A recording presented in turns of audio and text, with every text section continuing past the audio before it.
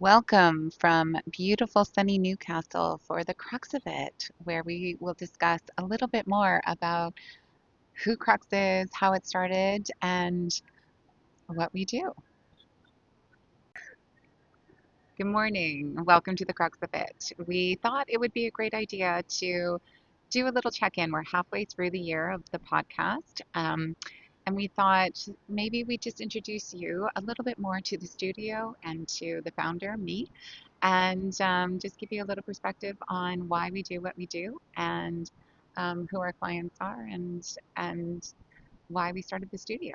So I've got my social media director off screen. She's going to ask some questions, and I will be the guest today. So wish me luck. So, you've had a number of really interesting guests on the podcast this year: Howard, Andrew, Catherine, Louise, amongst others.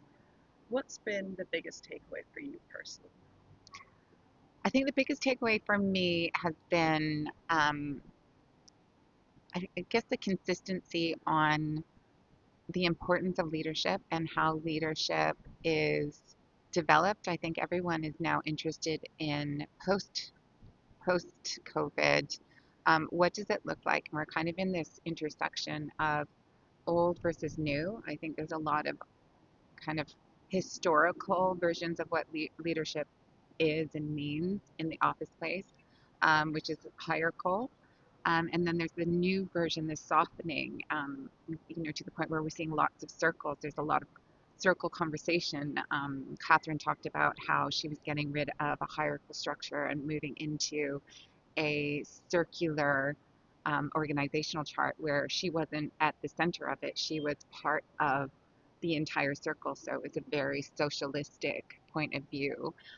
Louise then echoed it in saying she really didn't want an office in a formal meeting space. She wanted to sit at tables, but she found that the rectilinear tables that existed in her office space didn't facilitate conversations, open dialogue, a sharing of ideas, and a meeting of the minds that a circular, um, I guess, furniture solution would, and that she felt. And that was reiterated in my own interpretation of what happened personally during Christmas, where I noticed my mother-in-law, who doesn't have the best hearing, and I know that she missed so much.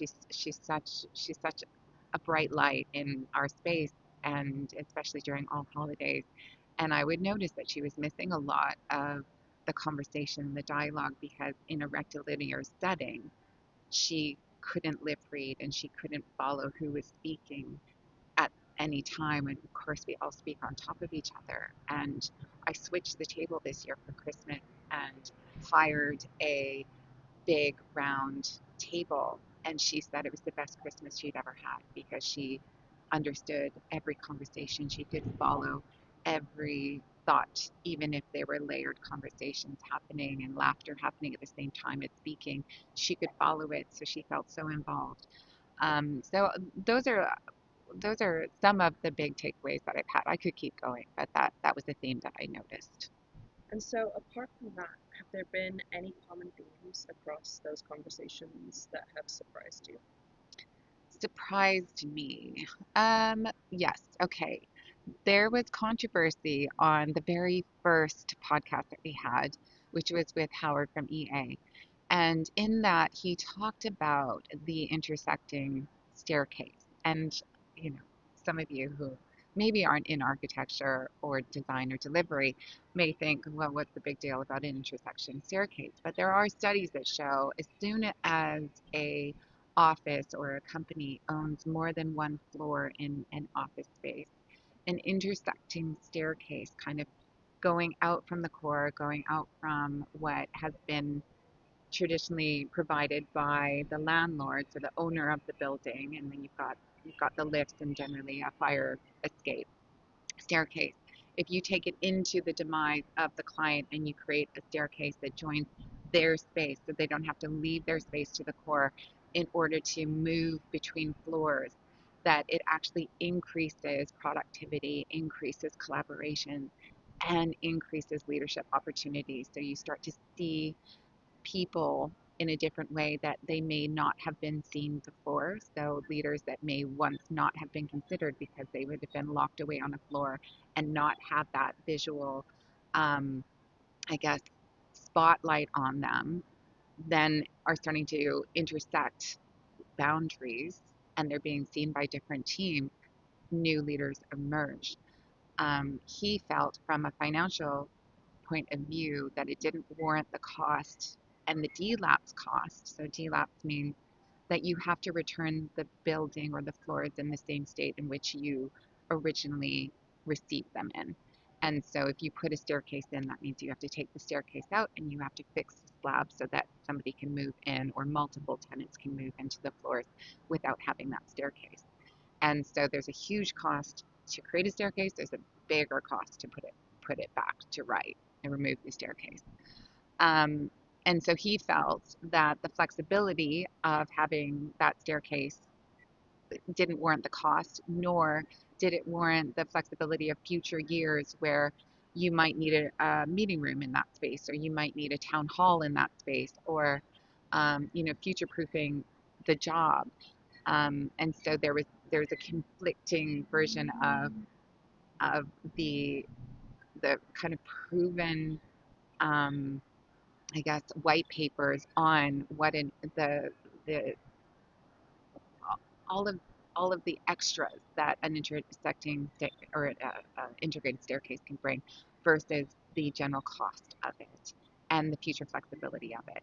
And that's still sitting with me. I don't think anyone's right or wrong there. I think that has to be how the corporation works, the hierarchical structure of the corporation, um, and yeah, I guess how it communicates and what kind of flexibility it needs in the future. So that's something that stayed with me. Perfect. And what have those discussions taught you about leadership, workplace culture, or business at the moment? Gosh, I would say that we're still trying to figure it out. I think that's the biggest takeaway is I think Andrew was a very important conversation because I think what we're seeing more, and we'll probably discuss this more in future or future questions, is the importance of integrating AV into the space is incredibly important. We need to have spaces that work so that it drives efficiencies within the workplace. I think so, especially now we're still working in this kind of um, 2 days at home, 3 days in the office, high, flexible working. And when people come to the office, they want a high degree of flexibility and integrative technology so that their time at home isn't more productive than it is in the office. They want productive hours when they're in the office. And if they're spending an hour trying to connect to a Teams meeting in a room that should already work, the space isn't working.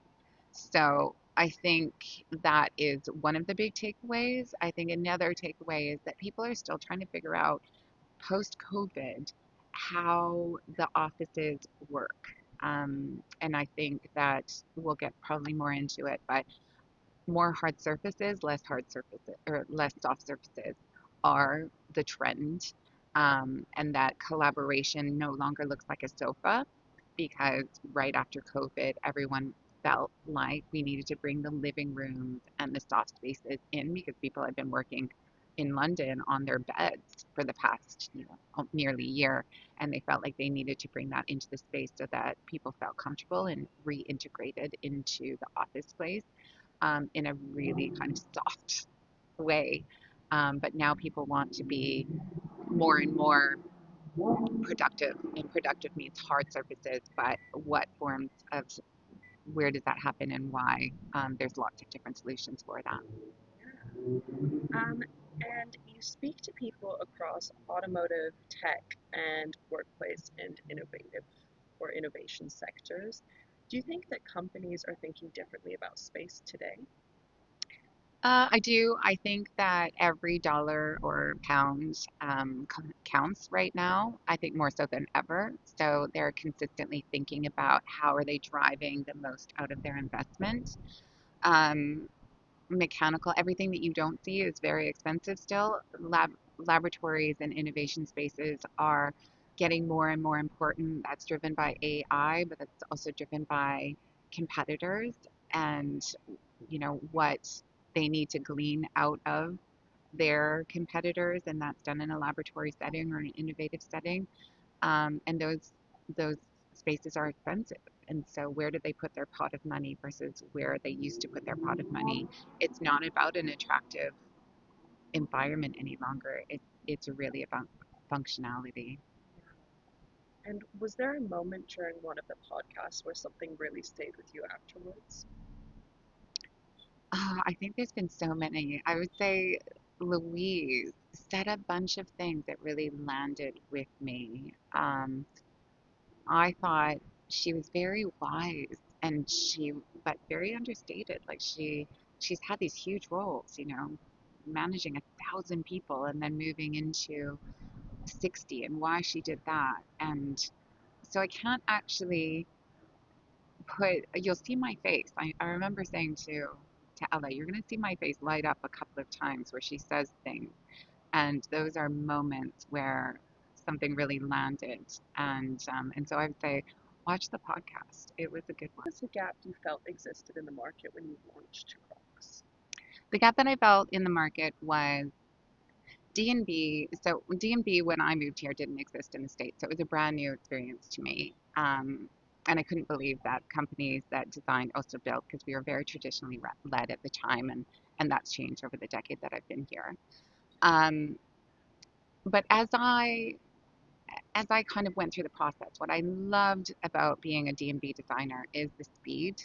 The speed is phenomenal. It is incredibly difficult to design at the speed and the pace and the quality level that D&B requires.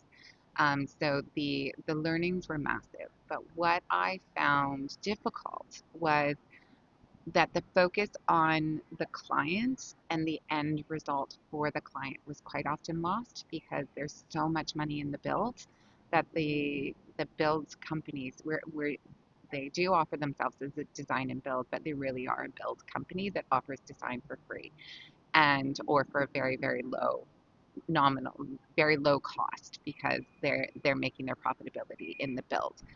And what I found got lost in that was the objectives, the end objectives of the clients. And I thought we can walk away from this and we can design at speed as quickly as the clients want so we can meet the program. But by removing the build, we design a space that is 100% for the client and the client's initiatives over the next 5 to 7 years of their their lease. Generally, a lease with that kind of between 5 to 7 years. So we make sure the space works for them within that period of time without having any focus on the build. We don't care. We don't care. We want to meet your budget, but we don't. We're getting absolutely zero profitability in the build, so we just are motivated on how to make the space work for you. Perfect. And you had already worked on some incredible projects before starting your own studio. What gave you the confidence to do it independently? Well, I've always been a bit bold with wanting to own and run my own company. A lot of people would describe to you, right, since I was in high school or before actually, that I was an epic entrepreneur. It's something that I'm highly interested in. And so I think that that was one of the drivers. Um, but there was fear involved when I started my own company. I had no idea. I thought maybe we're just going to do test fits for D&B firms. I had no idea how I was going to get our own clients. And I think I was 2 weeks in, not even, probably not even 2 weeks, when I had registered the business, when a previous client that I was working with that's global called me and said, I heard that you just started your own business and we'd really like to hire what's your business name? And I said, oh, it's Crux Design Consultancy. At that time, we've now rebranded as Crux Design Studio. And they said, well, we'd really like to hire you in Crux. Would you be interested? Here's the amount that we want to hire you for. And I was camping with my family at the time, and I couldn't believe it. And that probably gave the first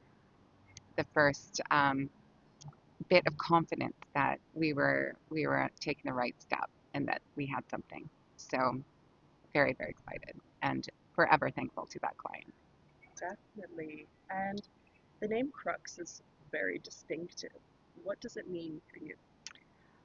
Interestingly, when I called my father, who I often check in with since the beginning of my career, really, um, I called him and said, Dad, I'm going to start my own firm.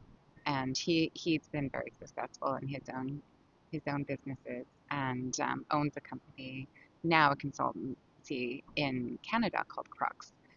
And he had said, Heather, you were never able to take my last name. So, I'm obviously sorry, there's a big bug flying by.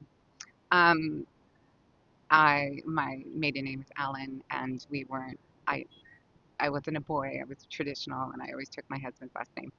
And so he said, you're never able to take my last name forward. Would you take my business name? And I said, yeah, actually. And I said, Crux, Dad, what does Crux mean to you? And my dad was a big mountaineer growing up. He was born and raised in Montreal, and he took a train out to Calgary, Alberta, which is the base of the mountains, Rocky Mountains, when he was 16, turning 17. And he saw the mountains, and he called his dad and said, I'm never coming back. I love it. And the crux of a mountain is the most difficult part of the climb. And it doesn't mean that it has to be at the top, at the summit. It could be anywhere where it's most difficult. And once you navigate yourself out of the crux, you have conquered the mountain. And then there's also a star constellation called the Crux, and then there's also the crux of the problem. And again, the crux of the problem is the most difficult part of the problem. And it doesn't have to be at the end and it doesn't have to be at the beginning. But once you figure that out, you start momentum and you can achieve the outcome that you want. And so it makes sense for design, it makes sense for the podcast, it makes sense for our lives, how we live it. And so it was quite easy for me to accept that and start Crux Design Studio proudly. Yeah. And what did you want Crux to stand for from day one? I think well, anyone can go onto our website and take a look at our values. I am somebody that works, and I think I realize this more and more as I get older, that I really work in an integrity. It's a core value of mine. Family is another one. I I don't work well if I'm not in integrity. I can't feel like I'm compromising myself or my clients ever. I really can't. I don't work well with it. It throws me off kilter. I don't work well and identify it now faster and faster. And so I would say everyone that works with and for Crux has that same moral code, and it's something that we interview for quite um, astutely, and we're quite happy for you if you don't work in that same way. We're quite happy for you to continue on and in your own path. We don't judge anyone, but if somebody wants to work with or for Crux, they have to work in that same structure. So I would say integrity is the biggest, and I would say the design and build industry, because it's so profit led, doesn't always correspond with a high level of integrity. And was there a particular moment where you thought there's a different way to do this or something? Yeah, I think I noticed it a lot during the years that I did work here. I would say that the design and build industry was very different than anything I had experienced. And I've had a couple of careers. I used to manage 5 countries for Pfizer Pharmaceuticals. I've got 4 degrees. So I've worked on industry side, and then I went back to school and I've done 2 different masters, one in interior design, one in interior architecture. So I've definitely purposely flipped into the industry and away from business. Um, but I have worked, my dad was in banking his whole life.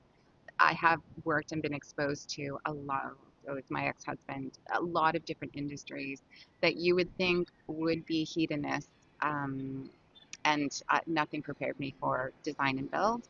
I found it really, really difficult, and I had worked a lot in design. I always say that I worked for studios that did Hollywood royalty, and it was incredible. And I always enjoyed myself, and I always felt so much gratitude for those that I was working with, and the level of design that I was being exposed to was phenomenal.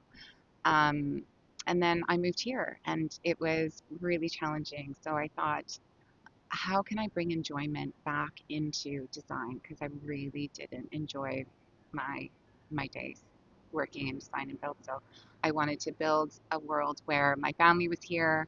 I had a son, that my first British-born child. So my life was very much integrated into the UK. I didn't want to move.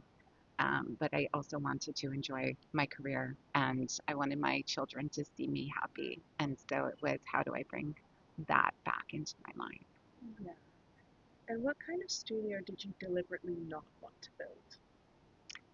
I didn't want to build a massive studio. I think we've had the opportunity where we could grow quite quickly, but I've been very methodical about how we build and who partners with us. Um, I'm not going to go huge into the strategy of Crux, but we we keep it tight and small, because there's huge amount of flexibility in that. And then we bring in the right partners and the right teams globally. And so we have people that work for us in Vietnam. We have people that work for us in Dubai. We have people that work for us in India. Um, we at times have people that work for us in the States. Um, I'm trying to think. We have people that work for us in South Africa, all over UK. And so we do bring in the right teams, the right specialties. If we're having a construction drawing package that is highly technical, we bring in a certain set of skills into that process. And so that flexibility keeps our clients happy because the prices stay lower. Um, and it doesn't leave our company as vulnerable. We don't have as many salaries that are fixed on the books, um, and we can be expansive with our knowledge in a myriad of settings and cultures that we wouldn't be able to do if we were just UK led. So Yeah, definitely. And one thing that people often say about Crux is that you feel very strategic and not just design led. How would you describe what you actually do? I think what we do is get into reading between the lines of what our clients want and need. So our clients don't often know the briefs. They they have very loose briefs when they come to us, and this is pretty consistent. They have very loose briefs. They need us to tease out what the brief is. So there's a lot of workplace analysis that goes into multiple conversations that we can kind of tease out and listen between the lines of what are they actually saying or what are they actually wanting without saying it, because they might not know. And so we reflect that quite often back. Here's what I heard you say, and here's what I think you meant. And as we do that and we have those conversations, we develop a very strong package that then can be designed and delivered. Yeah. And you work heavily in workplace strategy, labs, innovation environments, and experience led spaces. Why do those sectors interest you? I think, I mean, as I said earlier, I've got 4 degrees. I am an epic student. I love to learn, and actually, everyone that works with us is the same. We love it. And so I always say, what is the science behind design? That's really what Crux is. Really, anyone in our industry should be able to make something look beautiful, right? It's the finishes, it's the stitching details, it's the beautiful layers of fabrics and textures and wall finishes and what does the ceiling look like. We can all do that. That is our base. The expectation of our industry is that we should be able to make things look beautiful. Can we make it work? Can we make it work for the budget that the client has?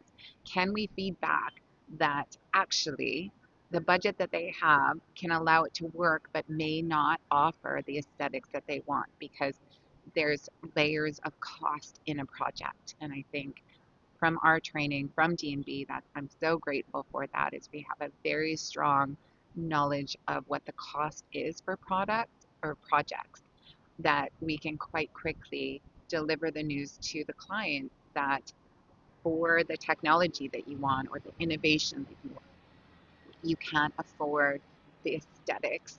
There's going to be a kind of pause between first budget, second budget. Um, yeah, so I think it's the science. We all love it. We love it. And Nicole, I think about Nicole actually. She's just done a project, and she's our well, she's not new. She's been here for over a year now, but our design director. And I was thinking, I just have to see it. Like I knew I'd seen her. I knew her for over 7 years, but I needed to see her in action for Crux. It's always different when you go from quite a large firm to a small studio because there's nowhere to hide. And she teased out this brief from one of our clients, very big one, for this center that they were developing.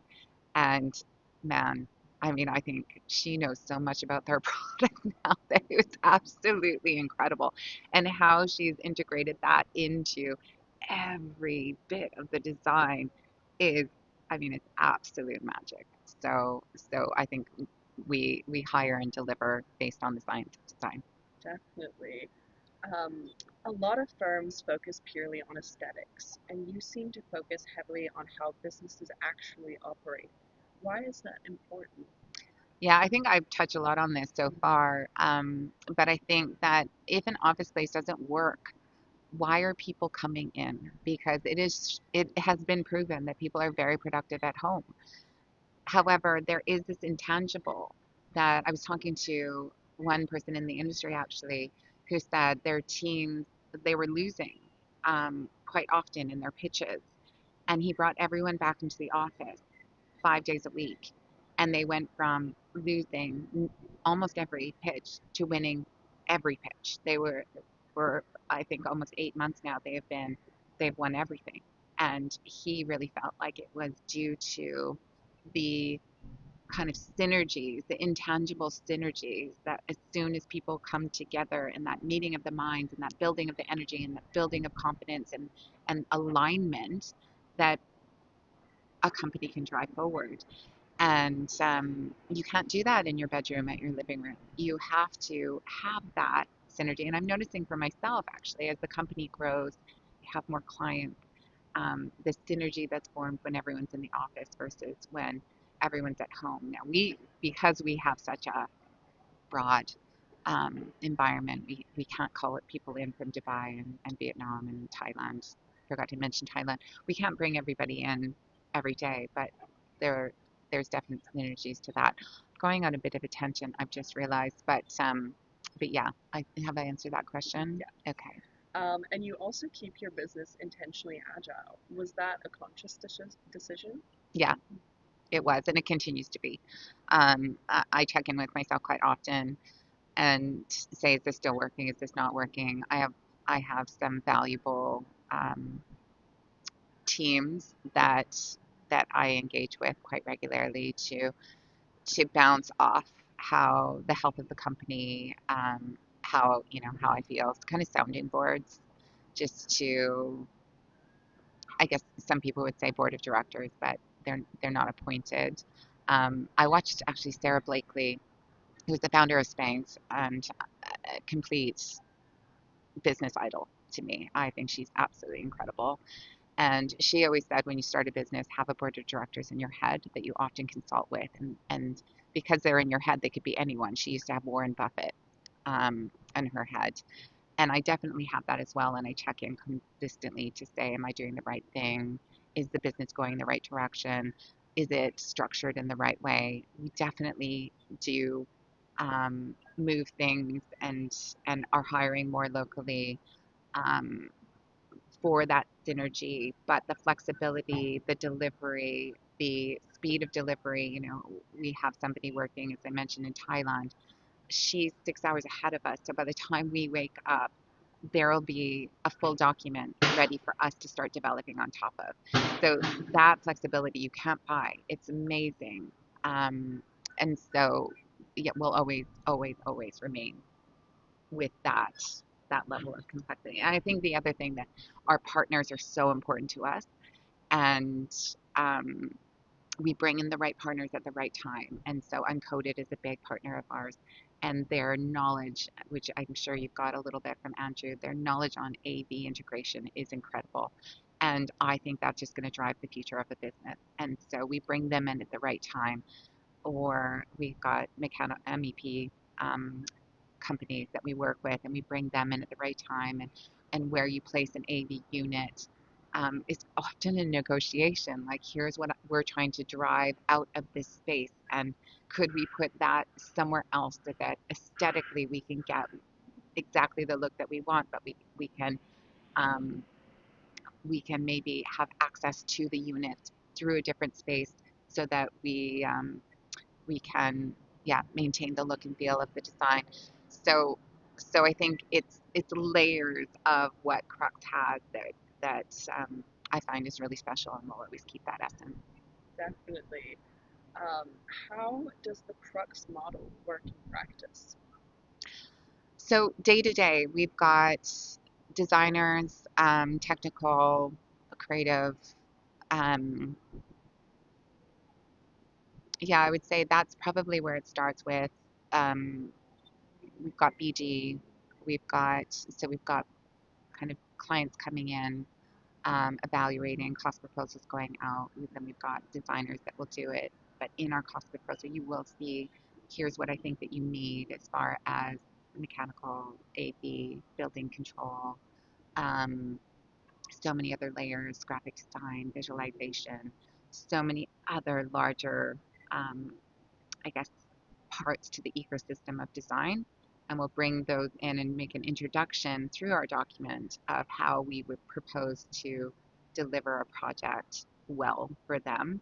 And then we go about execution. And so I think that's a big thing. Crux will always integrate partners and develop together. And there's nothing more rewarding, actually, seeing companies develop as you develop, and grow as you grow, and support each other as we're developing. And there's some that are far ahead of us, and some that are behind us, and some that are on par with us.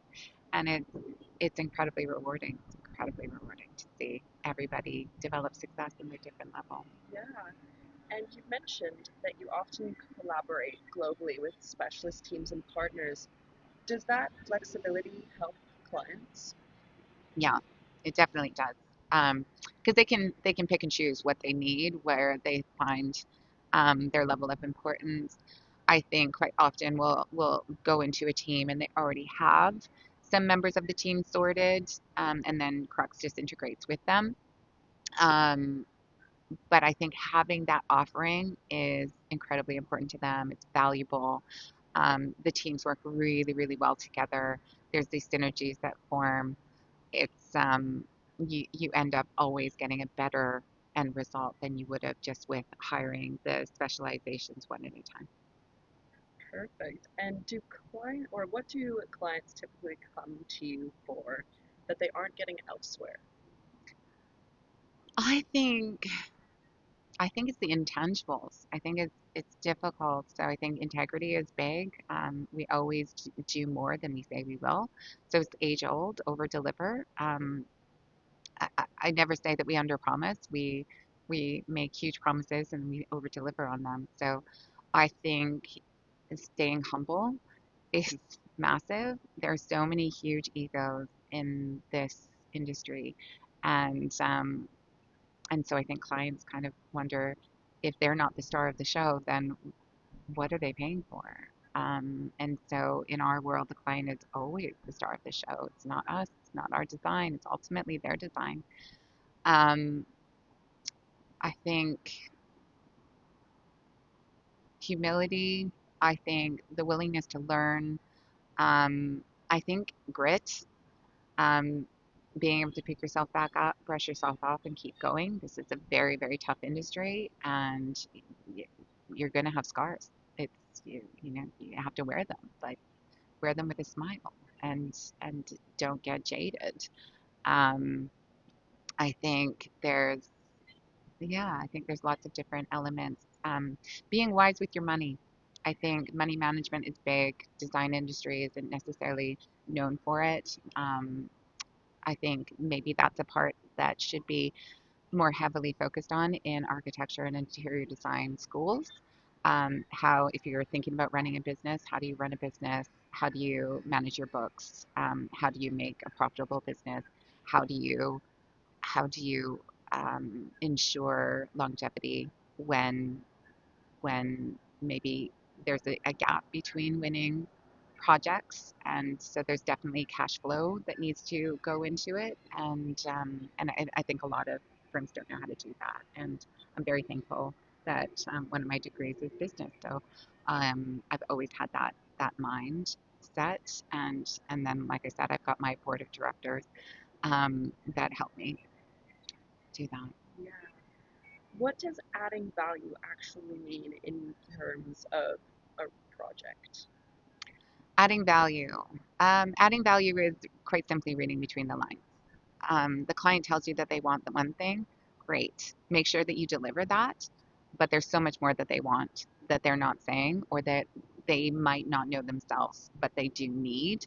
And so we are constantly thinking, we constantly talk about it as well. How do we make our clients look like shining stars within their businesses?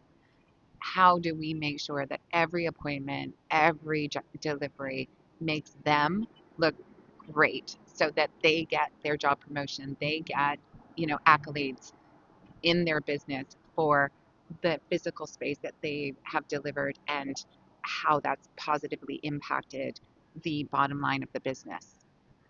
That's what we do. Perfect.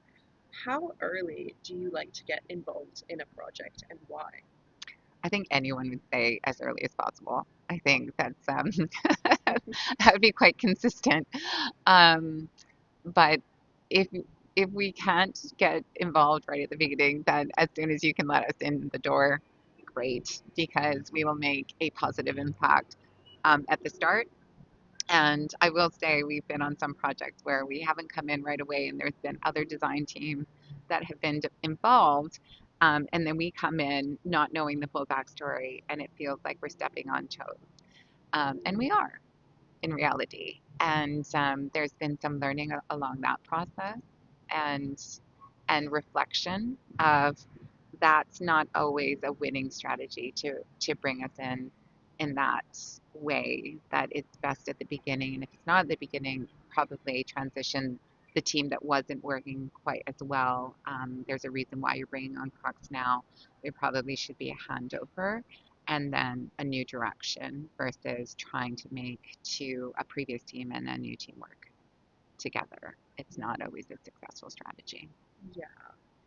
And you worked across automotive, health tech, gaming, cybersecurity, food innovation, and workplace sectors. Sorry. Bless Sorry. you. Is there a common thread that you found between all these industries? I mean, gosh, it's more than that, isn't it? I started my career early in luxury, well, high-end resi. Um, Common theme, people care about what they're spending their money on, and that can be residential, and that is 100% corporate driven as well. They want the most value out of their spend. And I have interpreted the most value as not the aesthetic quality or the functionality of the space. It is the functionality of the space that drives profitability into the business, because everybody is working in a way that improves their role and responsibilities to a point where the corporation is working and driving towards driving ultimately profitability into the business. So that's something that we're constantly looking at, is how can we ultimately make our companies that we work for more profitable, because there is a seamless integration within the space. Yeah. Crux seems particularly known for innovation labs and technical environments. What is unique about these designer spaces, or just designing those spaces? I think I think, gosh, we kind of fell into this, and I think it's wonderful. We're getting actually more into the pretty bits with retail now, which is quite exciting actually, and how to drive that knowledge into the retail sector. But I will say, innovative spaces is again, um, how do you? There's a lot of technical aspects to these spaces, and it's how the flooring interacts with the equipment in the space, how the power is required, where the power is required, where the equipment is situated within the room, what weights the both the equipment and what they're testing is. Are you in a multi-tenanted building? What is the fireproofing around that? Is there water that's needed? Why? What is the cooling process for it? What is the waste management process for it? Does it need to be contained? What is the process, especially when you're out of a country like this one and you're more in a developing nation like India? Um, who's collecting that wastewater? How is it treated? How big is the storage? What is the storage made out of?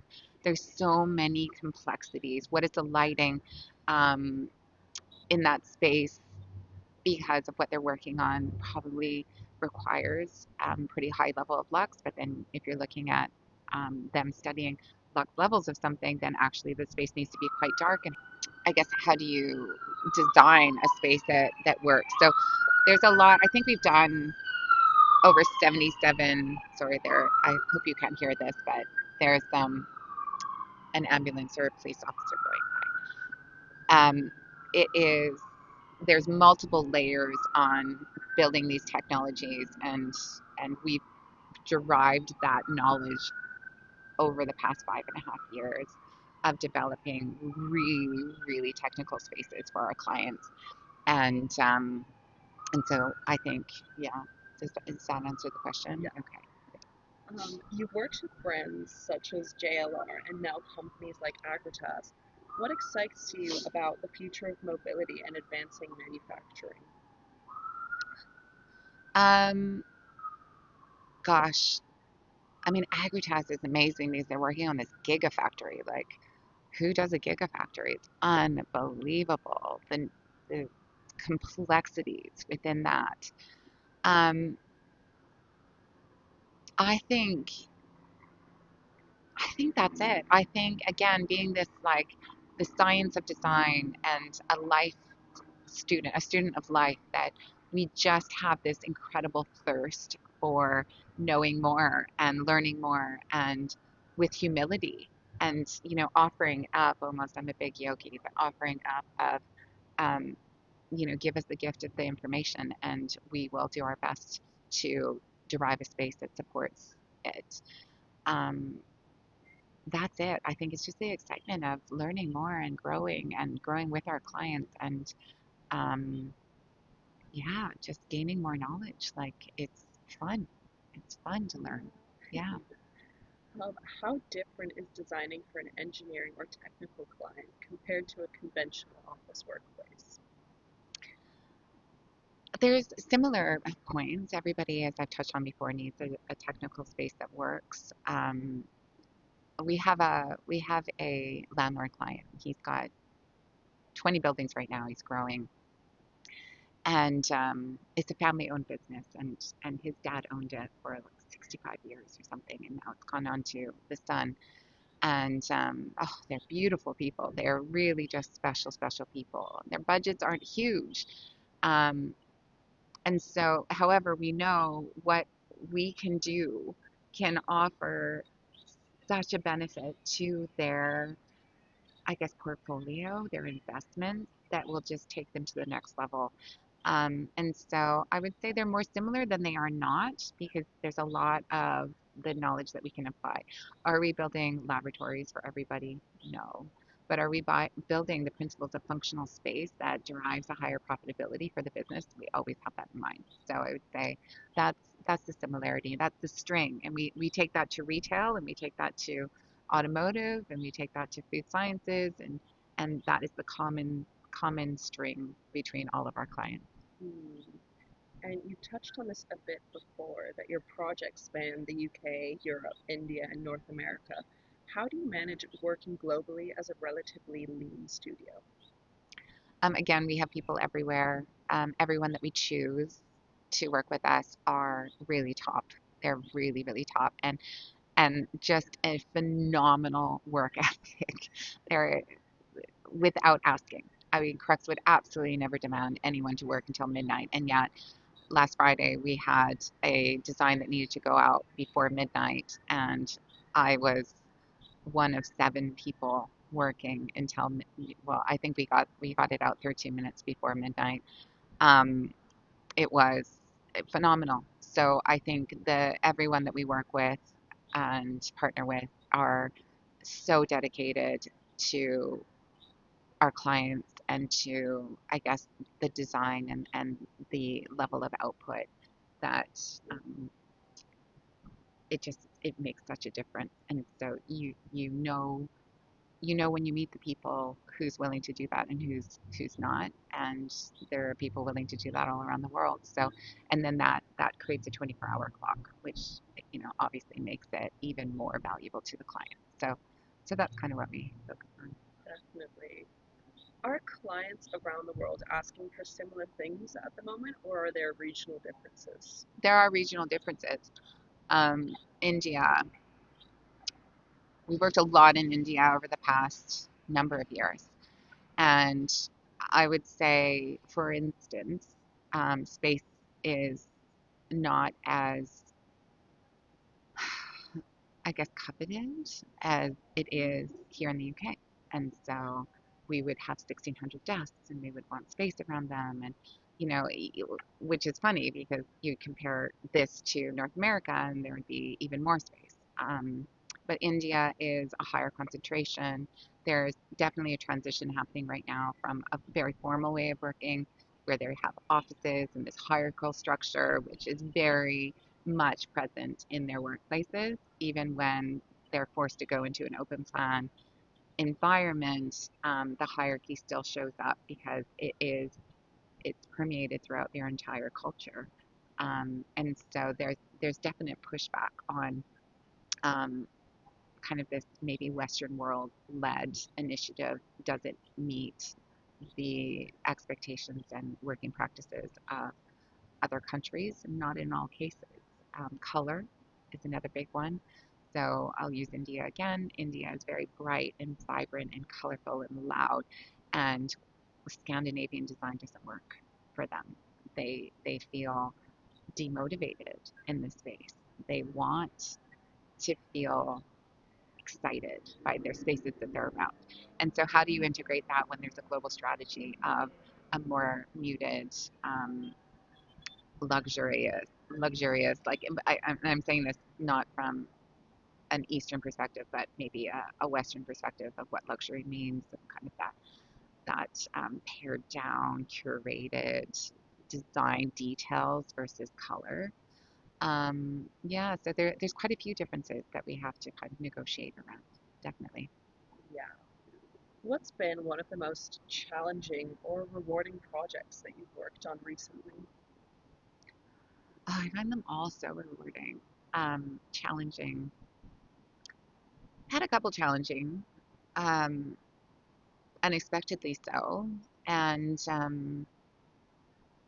I think it's when, again, I touched on this earlier, when different design teams um, work with Crux, but have maybe a different agenda or way of working than how Crux does, and then Crux finds that suddenly they are needing to maybe create boundaries and um, I guess, I don't want to say defend boundaries, but stand proud of what those boundaries are. Um, and so there definitely was a project a number of years ago that Crux worked on, and that wasn't respected. And there was just a very different way of working. And my husband actually said, he's also in this industry, Heather, you walk into every room thinking that everyone's going to be nice, and most people aren't. And that was the case where people in the room were not nice, and they weren't looking to be nice, and and there was there was a bit of a surprise factor around that, and a bit of learning. Um, Surprisingly, my husband also said, if you're going to go down in a fight, make sure you watch every punch so you learn from it. And I will say that I had to learn from it. It was big life lessons. And I definitely got taken right down to the floor with that one, but I watched every punch and I've learned. And I've had similar experiences with other firms in other countries now where we've knowledgeably had to stand our truth, defend our boundaries, and um, and protect our company. And so I think every experience, no matter how hard or how great, um, it's never consistent. It's never going to last. Where you are is not where you're going, and there's going to be bumps of excitement and joy and pain and fear along the way. And the only consistency is change. And so we just have to ride the wave and stay humble and stay agile and present so we can react in the best way that we can. I think it was, I'm going to forget her name now, but Oprah's life teacher always said, you do the best that you know how to do, and when you know better, you do better. And so you take those life lessons and you apply them as soon as you can, and that's all you can do. And so I think that amount of flexibility, presence, knowledge, humility drives us into the future. Definitely. Without naming confidential details, are there any projects coming up that you're particularly excited about? Oh, there's a couple. There's one in retail. So um, we did we did Catherine Dean, which you guys have seen her interview. She is amazing. And what did she say? So when we first designed her space, I think the first 6 months she went up 80% in revenue. 80%, which is unbelievable. And I think since then, it's lessened, but I think she stayed at a steady 60% growth. So driving that efficiency into the space, and that was in a lot of different ways, like beyond the aesthetics and the way in which that space worked and nurtures their brides. It is, if you haven't been to Catherine Dean in London, Wapping, go. It is so beautiful, but it was also increasing. She had two change rooms, and it went up to five with a VIP room, almost two VIP rooms. There's one hidden that you'd never expected, and there's a fireplace, and you walk through a hidden bookcase to go into that space, and it's really stellar. And then there's another one right on the water with these huge arching windows that is just breathtaking. So we have a retail where I'm pretty excited about. And it's for their back of house space and driving functionality and beauty into their office space is pretty exciting. Would love to get into their front of house, but we'll take the back of house. We're quite excited about it. There's some more stuff coming up with automotive that is incredibly exciting. um, what else? We've got a few others on the board. I think there's some stuff coming up with our partners, which we are incredibly excited about. So yeah, there's some really exciting stuff in the future for Cloud. Yes. Um, there's been a lot of debate about return to office and workplace culture. What do you think that companies still misunderstand about workplace design? Um, so I think I touched on this earlier that right after COVID, it was very important to have the soft seating and that kind of sofa-esque experience where you were having it at home and you're bringing in. I think even leading up to COVID, it was quite important because people were feeling burnt out and they just wanted a soft space to rest on and not sit maybe at a hard surface their whole day. And I think that integration of like steps, this has become a huge point of conversation since COVID of like how many steps are you getting in? What I think even everyone's always cared about their bodies and their health, level of health, but I think it's being talked about in a new way now of how do you integrate that into your working day.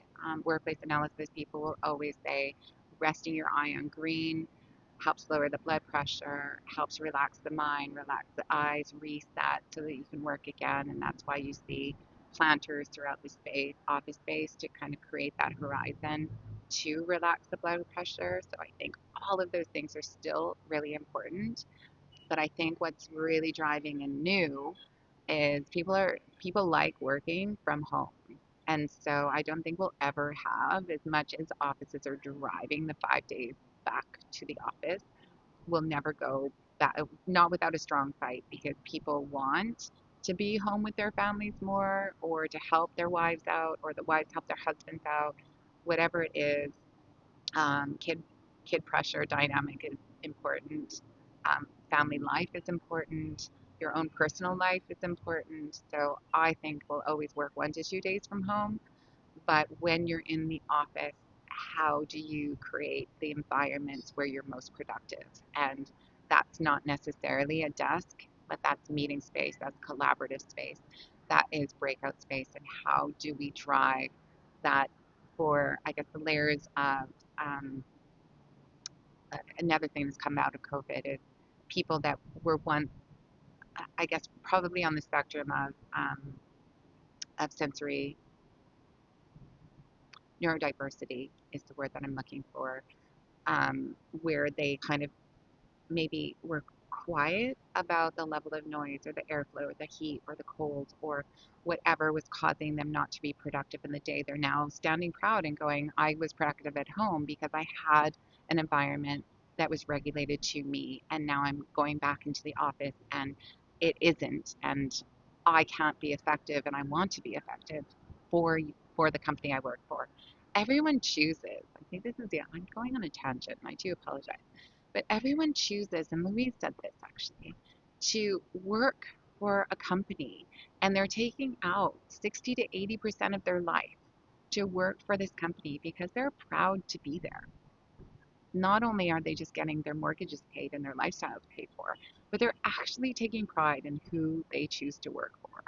And so I think we have the responsibility to take that honorably and go, thank you. Let me now create an environment for you where you can be most productive so that we together can be successful. That is what I think is being evolved. And what separates a genuinely effective workplace from one that simply just looks good? Um, Functionality. I think we've touched on that a lot. I think if people can't function in the space, but man, it looks great. Like, oh, look at this beautiful sofa and how that pairs with the wall finishing and the branding. Yeah, great. But the echo is massive. The airflow is like driving down on my face, and I can't focus because my eyelashes are literally flapping like butterfly wings as I'm trying to get work done. Is that productive? Are we successful as designers, or in that case, builders as well? But it all ultimately comes from design. No. So, so I think that's the answer. Yeah. How important is brand experience within a physical space now? Oh, that's funny. We should touch on that. Yeah. Huge.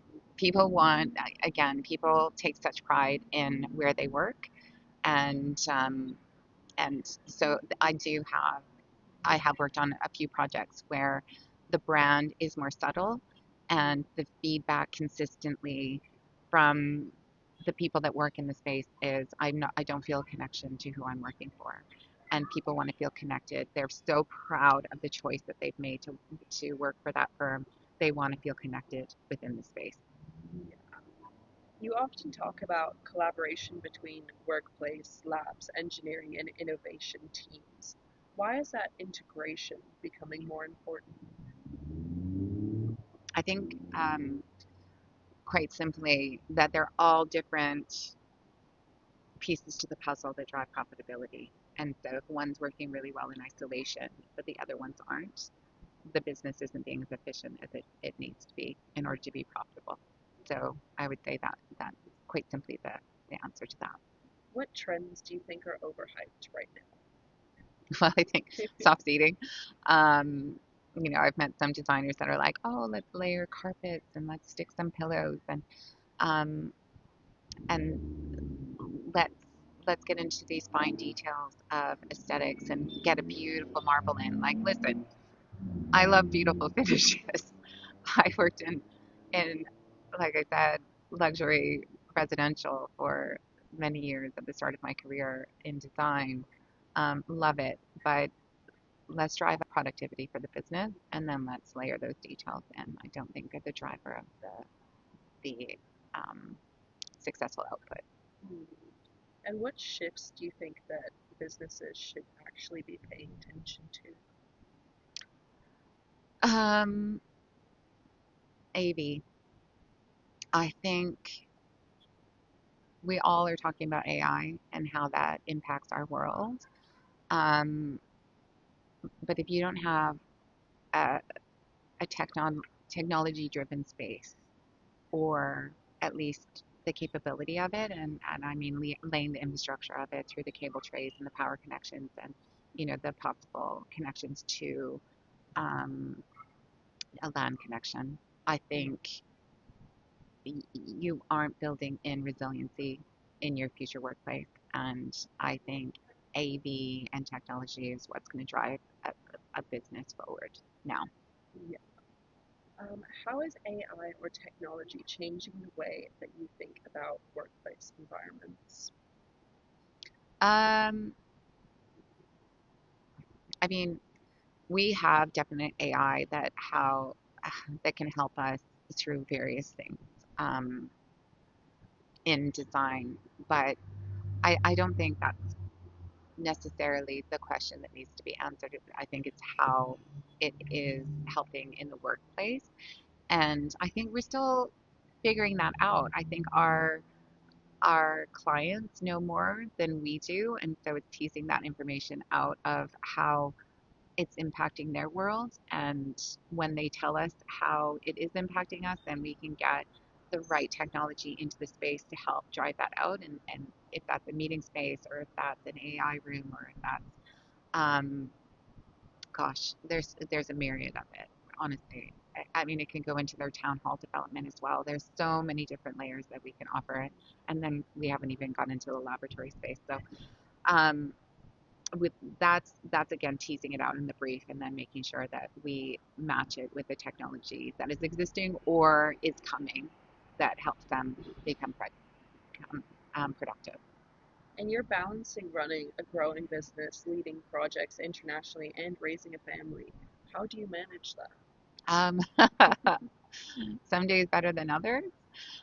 Yes, I have 4 children ranging from the age of 19 down to 4. Um, Business. My husband is also very successful in his role.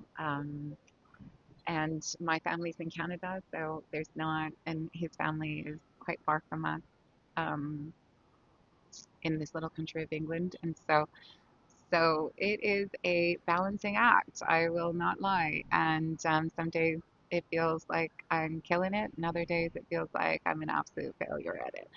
So it is. Well, I always say humility is a big part of working for Crux, and yeah, I think kind of being in my world. I'm not a big fan of big egos. Um, and I think nothing humbles you more than being a working mother and a working parent. And so I do it as a delicate dance, and I forgive myself when I don't do it well, and I celebrate when I do. But everything, like I had said before, nothing's consistent. Everything's changing, and building grit and resilience, and reacting the best you can, and being forgiving of yourself when you're not doing it as well is all you can do. Yeah. What have you learned about leadership since starting Crux? I love leadership. I think that is probably a miscalling of mine. And that's in business school. I have been incredibly interested in the study of leadership, and Simon Sinek is amazing in my eyes. I can't get enough of him. I listen to so many podcasts about leadership, um, and I'm quoting it all the time. So if you are in my world, you know that I will talk about it relentlessly. Um, and then I flip into the interest of how leadership is derived or derived or supported or um, I guess maybe even synthesized in the workplace. So um, did I answer Yeah, that question? yeah. What type of people do you enjoy working with most? Students of life. I love people that are interested.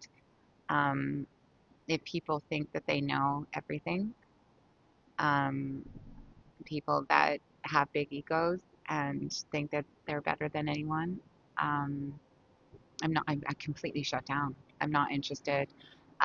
If people lack morality, if they don't see their responsibility on this earth to be a good person or to deliver value, um, I'm completely disinterested.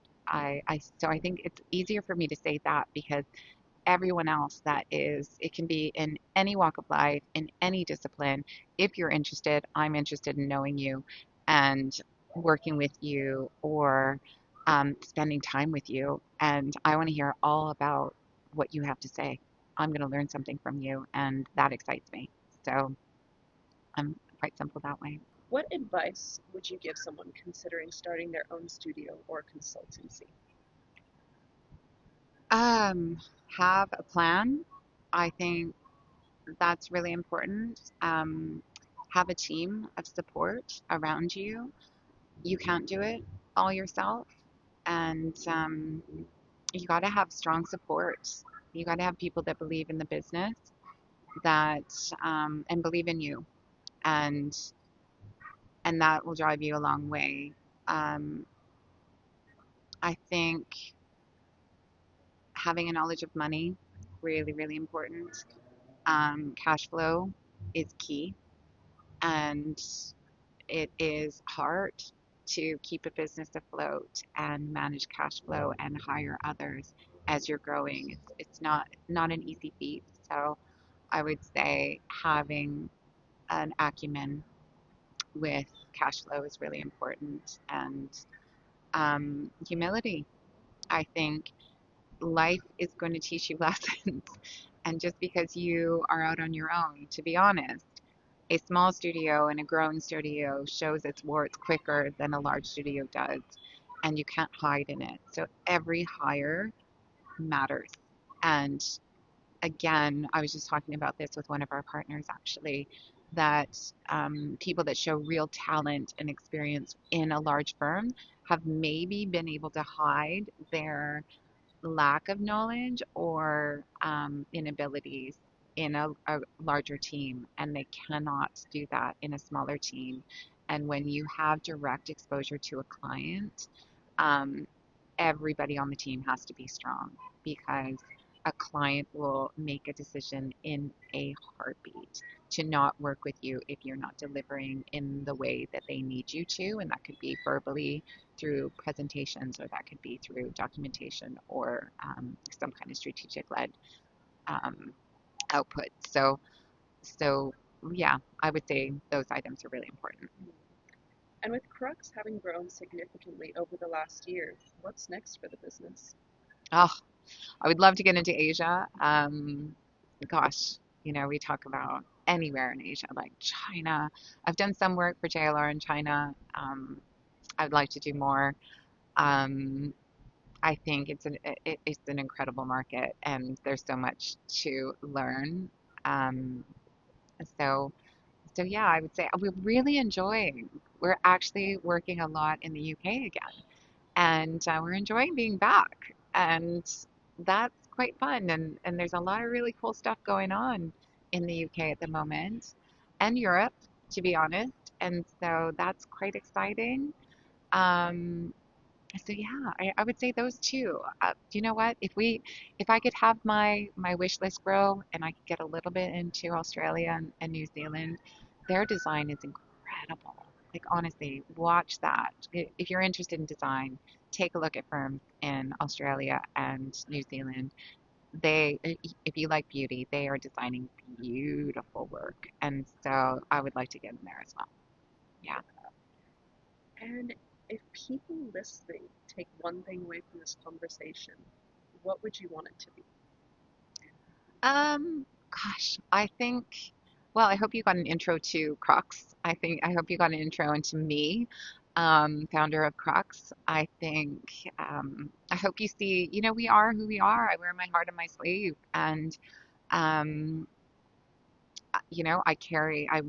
I've carried some of the lessons that I've learned. I've built grit, I've built resilience, I've grown the team. I'm so, so proud of the team that we have, so proud of our partners as well. Um, we take huge joy and gratitude for what we have, what we build, who our clients are, who our future clients are. Um, yeah, just absolute, I guess, reverence for what we're doing and where we're going. And I take absolutely nothing for granted. I don't think any one of us do on the team. And every project is met with the same um, privilege and honor that we feel being a part of in every moment, with all honesty. So thank you. And I hope that it just gave you a little piece to who we are and you enjoyed it. Thank you. With that, we'll end. Have a great day.